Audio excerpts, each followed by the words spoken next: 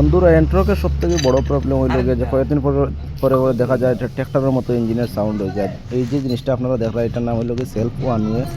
আর এখানে একটা নাট লাগাইল থাকে, আপনারা দেখাইলাম এই যে নাটটা দেখরা 27 নম্বর নাট একটা লাগাইল থাকে, নাটটা প্রায় সময় লুজ হয়ে যায়, যার কারণে একটু বাজে সাউন্ড হয় ইঞ্জিনের মধ্যে, মানে হওয়ার মতো না, পুরো ট্র্যাক্টরের মতো সাউন্ড। আর ওই যে দেখা এটা হইল কি পুরানা, আমি এটা গাড়িটার মধ্যে পুরো অ্যাসেম্বলি লাগাইলাম, দাম একটু বেশি, একটু আঙ্গাজ করিয়া লাগাই দিলে কিন্তু জিনিসটা সাকসেস হয়ে যায়, সাউন্ডটা পুরো একদম অরিজিনালের মতো সাউন্ড হয়ে যায়।